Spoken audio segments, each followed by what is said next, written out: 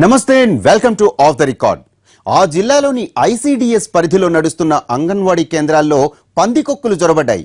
పౌష్టికాహారం అందించాలనే ఉద్దేశంతో గర్భిణులు, బాలింతలు, చిన్నపిల్లల కోసం ఇస్తున్న గుడ్లు, పాలు, కందిపప్పును మాయం చేసేస్తున్నాయి. దాదాపు 2 ఏళ్లకు పైగా జరుగుతున్న ఈ తతంగంలో కోట్ల రూపాయలు మేసేశాయి. ఇంతకీ అక్కడ పందికొక్కులు అనిపించుకుంటున్న అక్రమార్కులు ఎవరు? ఎవరి సహకారంతో పౌష్టికాహార నిధులు హాంఫర్ట్ చేయగలిగారు?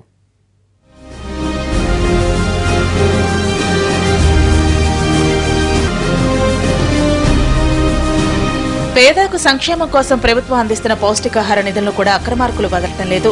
జేబులు నింపుకోవడానికి ఏ మార్గమైతే ఏంటన్నట్లు వ్యవహరిస్తూ అంగన్వాడీ కేంద్రాల మీద పడి పందికొక్కుల్లా మేసేస్తున్నారు.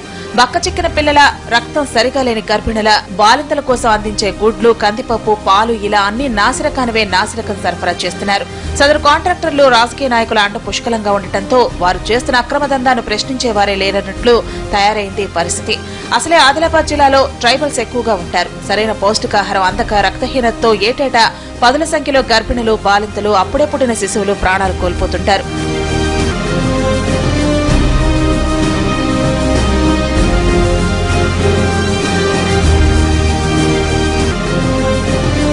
పలు సందర్భాల్లో తల్లి, బిడ్డ ఇద్దరు ప్రాణాలు కోల్పోతుంటారు. ఇక పుట్టిన పిల్లలు చాలా తక్కువ బరువుతో పుడుతూ ఉంటారు. అలాంటి వారి కోసం ప్రభుత్వం సరైన పౌష్టికాహారం అందించాలనే ఉద్దేశంతో అంగన్వాడీ కేంద్రాలను ఏర్పాటు చేసి పాలు, కోడిగుడ్లు, ఇతర పౌష్టికాహార పదార్థాలను అందిస్తుంది.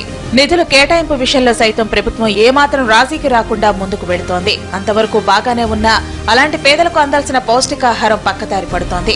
కాసుల కక్కుర్తితో కాంట్రాక్టర్లు మురిగిన పాలు, కుళ్లిన గుడ్లు, నాణ్యత లేని కందిపప్పును అంగన్వాడీ కేంద్రాలకు సరఫరా చేస్తున్నారు.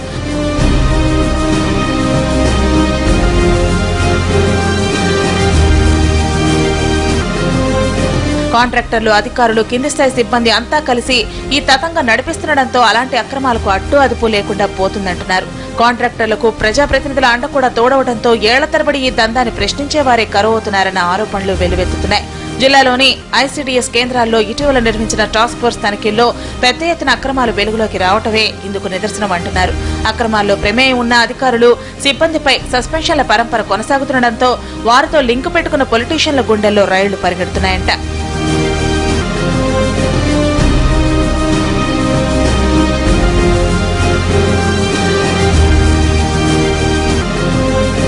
ఒకరిద్దరు కాంట్రాక్టర్లకు నోటీసులు సైతం జారీ అవడంతో వారు తమకున్న రాజకీయ పలుకుబడితో ఒడ్డున పడే ప్రయత్నాలు మొదలుపెట్టారంట. ఆ క్రమంలో ఇప్పటికే ఐసీడీఎస్ లో జరుగుతున్న అక్రమాలపై సీఎంఓ కార్యాలయానికి కూడా ఫిర్యాదులు వెళ్లాయన్న ప్రచారంతో అక్రమార్కులు తాము సేఫ్ సైడ్ లో ఉండటానికి చేయాల్సినవన్నీ చేస్తున్నారంట. జూలైలో టాస్క్ ఫోర్స్ బృందాలు ఏకకాలంలో జిల్లాలోని 18 ప్రాజెక్టులకు గాను 13 ప్రాజెక్టుల పరిధిలో ఆకస్మిక తనిఖీలు చేశారు. అస్తవ్యస్తంగా ఉన్న రికార్డులను, నాసిరకం ఆహార పదార్థాలను సీజ్ చేసి తీసుకెళ్లారు. అందులో భాగంగా 2 సీడీపీఓలను సస్పెండ్ చేసి మరో 39 మంది సిబ్బందికి నోటీసులు జారీ చేశారు. ఆ తర్వాత తాజాగా 40 మంది అంగన్వాడీ కార్యకర్తలు, ఒక ఆయన ఉద్యోగాల నుంచి తొలగించడంతో పాటు మరో 26 మంది అంగన్వాడీ కార్యకర్తలకు మెమోలు జారీ చేశారు. దాంతో అంగన్వాడీ కార్యకర్తలు ఆందోళన బాటపట్టారు. పైవారు ఎలా చెబితే తాము అలా నడుచుకుంటామని, వారు తప్పు చేస్తే తమకు శిక్ష విధించడం ఏంటని ఆందోళన చేయడంతో సస్పెన్షన్ ఉత్తర్వులు ఎత్తేసి వాటిని నోటీసులకు పరిమితం చేయాల్సి వచ్చింది.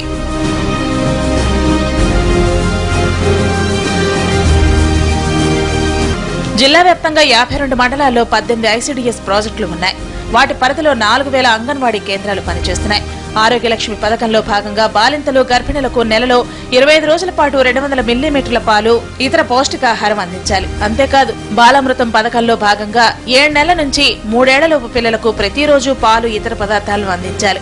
3 నుంచి 6 ఏళ్లలోపు పిల్లలకు నెలలో 25 రోజుల పాటు గుడ్డుతో పాటు భోజనం, అల్పాహారం అందించాలి. ప్రతి ఏటా ఈ పౌష్టికాహారం కోసం సర్కారు టెండర్లు పిలిచి కాంట్రాక్టులు అప్పగిస్తుంటుంది.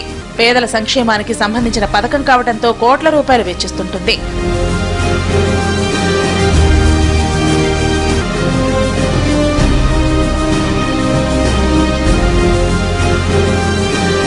వాస్తవానికి సీడీపీఓలు, సూపర్వైజర్లు నిత్యం తనిఖీలు నిర్వహిస్తూ అటు కాంట్రాక్టర్లను, అంగన్వాడీలను అప్రమత్తం చేస్తుండాలి. అయితే వారి కాంట్రాక్టర్లతో చేతులు కలపడంతో విచ్చలవిడిగా అక్రమాలు చోటు చేసుకుంటున్నాయన్న ఆరోపణలు ఉన్నాయి.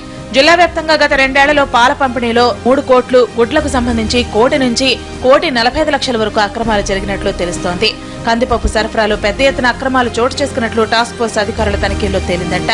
అయితే చిన్నా చితక వారిపై మాత్రమే చర్యలు తీసుకుంటున్నారు. ఇక ఇప్పుడు టాస్క్ ఫోర్స్ నివేదిక సర్కారుకు చేరింది. మరి ఇప్పటికైనా అసలు దొంగల వివరాలు బయటపడతాయో లేదో చూడాలి. ఆఫ్ ద రికార్డులో ఇప్పుడు షార్ట్ బ్రేక్ తీసుకుందాం.